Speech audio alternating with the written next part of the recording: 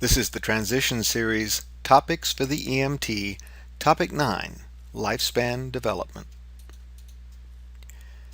Our objectives are to understand lifespan development and how it can help the EMT in caring for patients. We will become familiar with age brackets when developing lifespan development, and we will explain common characteristics of each developmental age bracket. Certain developmental benchmarks should be reached by individuals at common ages.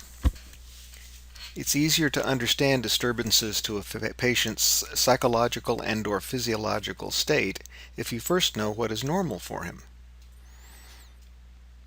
Many physical and psychosocial changes occur to people throughout their lifetimes. Even though all individuals experience these changes at their own pace, certain benchmarks should be achieved during specific periods. We base our assessment on these benchmarks. An individual who is not performing certain tasks during the appropriate time frame should be evaluated by a physician. It is important for the EMT to understand what to expect during each developmental stage and to apply that knowledge when assessing and treating patients. The EMT must be familiar with age brackets and the stages of development. The neonate is a child from birth to 1 month, an infant from 1 month to 1 year, a toddler from 1 year to 3 years, preschoolers are from 3 to 6, school-aged children from 6 to 12, adolescents from 12 to 19, early adulthood is reached from 20 to 40 years, middle adulthood ranges from 41 to 60 years, and late adulthood is 61 years and older.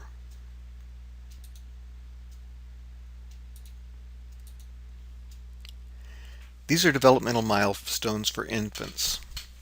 At 1 month, an infant raises its head slightly from the prone position and makes crawling movements.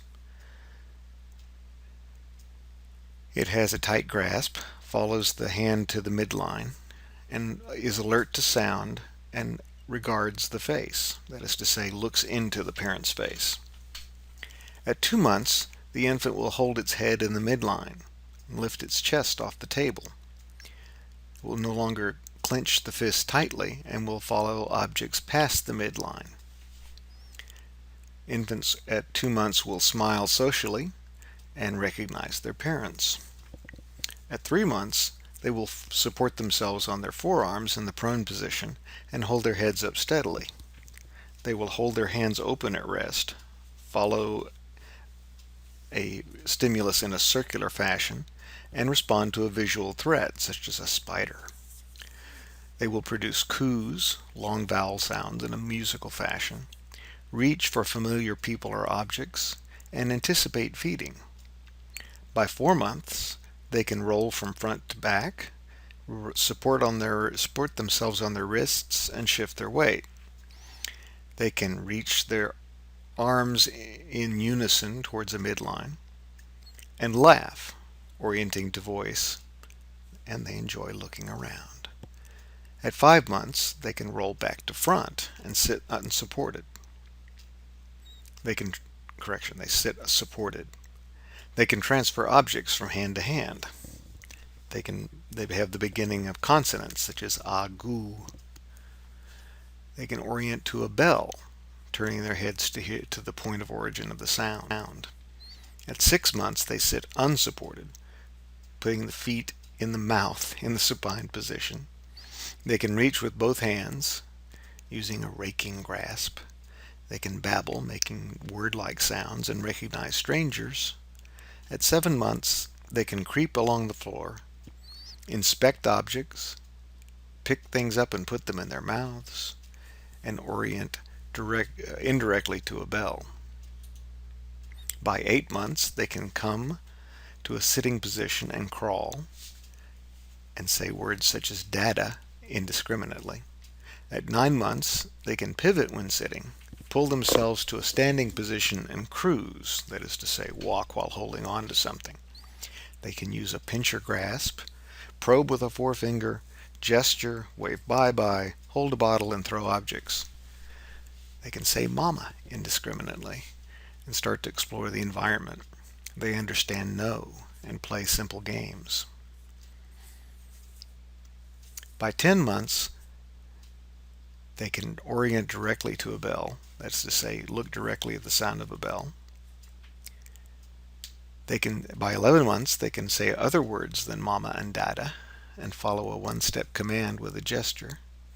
By 12 months, they can walk alone, use a mature pincer grasp, release it voluntarily, mark on a paper with a pencil, use at least 2 other words other than mama and dada, come when called, and cooperate with dressing. By 13 months, they can use 3 words, and by 14 months, they can follow one-step commands without a gesture. When assessing neonates and infants, one should consider the fontanelles. A sunken fontanelle may indicate dehydration. We should look at both the movement of the chest and abdomen when assessing an infant's respirations. We should look for symmetrical development of the extremities during the assessment. It's very important to keep the infant dry and warm, as they lose heat very quickly. If they cry consistently, we should suspect an underlying cause. That is to say, if the baby's crying is inconsistent with absent stimuli. We should provide emotional support, including keeping the parent calm. The infant is an expert in body language and will be further distressed by parental anxiety. We should provide toys and pen lights as distractions to help provide emotional support for the infant, and smile and reassure the infant. Toddlers begin to exhibit improved motor skills and problem-solving abilities. These are developmental milestones of toddlers. Walking alone, pulling toys behind when walking, beginning to run, standing on tiptoe or kicking a ball. In social skills, the benchmarks or milestones are imitating the behavior of others, becoming aware of the self as separate from others, and becoming enthusiastic about the company of other children. Cognitive thinking, we find milestones such as finding objects even when hidden 2 or 3 levels deep in a pile, sorting things by shape and color, and playing make-believe. With toddlers and preschoolers, when assessing, speak softly and use simple language the child can understand. Allow the child to touch equipment such as a stethoscope before you use it. Allow the parent to stay with the child whenever possible. Praise and reassure the child. This will help build a positive rapport. Allow the child to have some control over their experience, such as picking which ear you examine first. Use a toy or a favorite object to calm the child. Toys can aid greatly with the assessment of small children. These are developmental milestones of preschoolers.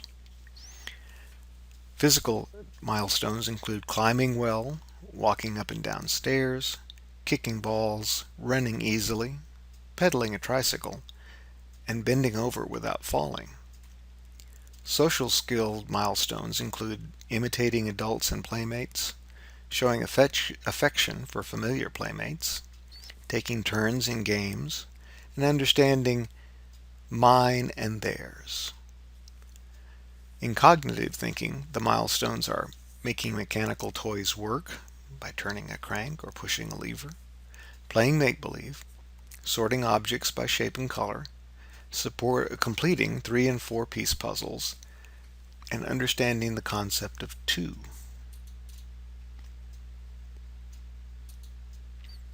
School-age children participate in a wide variety of activities and use their experiences to develop skills to solve problems. As children in the school-age bracket continue to grow and change, they may experience discomfort as their bones increase in size and density. They lose their primary teeth and begin to replace them with permanent ones. Their brain functions continue to increase. They are able to easily communicate in various forms. Language skills, for example, improve as they begin to read and write. They often participate in a wide variety of extracurricular activities and use their experiences to develop skills to solve problems. Importantly, they understand concepts such as pain, death, and illness. They're usually afraid when such events occur. During this period, children develop their own self-concept and begin to compare themselves with their peers. When assessing school-age children, speak softly and use language the child can understand. Allow the child to use to touch equipment before you use it. Allow the parent to stay with the child if possible. Praise and reassure the child. They may have misconceptions about endpoints of care, about when we're done. It's important to speak using their terms and phrases, and to explain all procedures carefully first. We should address the child, but also the parent, and provide the child with choices if possible. Adolescents' sense of identity and self-esteem are influenced by their body image and peer relationships. Adolescent developmental milestones include rapid growth in spurts. Usually this rapid growth ends around age 16 for girls and 18 for boys. They undergo puberty, beginning to develop sexual characteristics such as breasts and pubic hair, genital enlargement, and so forth. They deeply value privacy and desire to be treated as adults. They are capable of making many types of decisions, but they still require parental consent for treatment. Many adolescents engage in very risky behaviors and may regard themselves as invulnerable. Conflicts in family relationships, especially with parents, are common during this period. An adolescent's sense of identity and self-esteem is drastically influenced by their peers and by their body image. Begin adolescent interviews by interviewing the parent and the adolescent together. Then gain consent from the parent to finish the interview and assessment in private with the adolescent. Conduct the interview and assessment as you would for an adult. Try to remain unbiased and non-judgmental.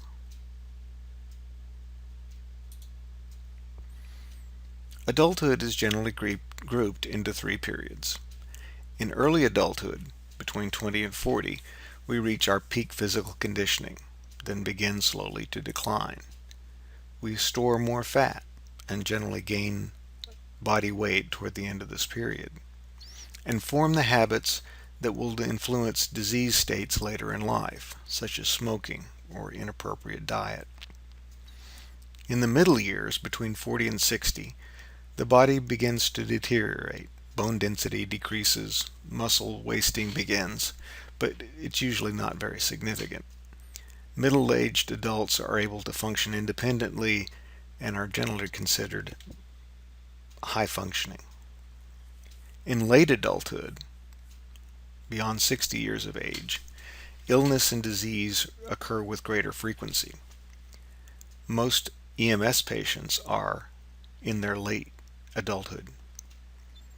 Normal deterioration of the body can limit the patient's mental and physical capabilities. When assessing adults, speak in a normal tone. As we grow older, we should allow more time to answer questions. No matter what the age of the patient, we should not assume there is mental or sensory decline. We should always show respect. Use the communication techniques discussed previously in Chapter 2 on therapeutic communication. Many older adults face new challenges, but the ability to learn and adjust continues throughout life. Vital signs vary greatly as we advance from infancy to late adulthood. Note from the chart that normal pulse for an infant can be between 100 and 180. For toddlers, between 80 and 110. For school-age children, between 65 and 110. In early adulthood, between 60 and 100. And in late adulthood, our normal pulse depends greatly on our general health and physical status. Respirations slow as we age, from 30 to 60 for infants, to 20 to 40 for toddlers, to 18 to 30 for school-age children, to 12 to 20 in adulthood. Systolic blood pressure rises steadily. Infants may have a blood pressure below 90, a systolic blood pressure below 90. Preschoolers below 110, school-age children below 120, and middle adulthood between 120 and over 80. Average body temperature declines as we age. Average temperature for an infant is between 98 and 100. By school age, we've achieved the standard 98.6 that represents homeostasis for humans. Understanding lifespan development is necessary whenever someone is involved in healthcare. The EMT can better appreciate what is wrong with the patient if he knows what right is supposed to look like.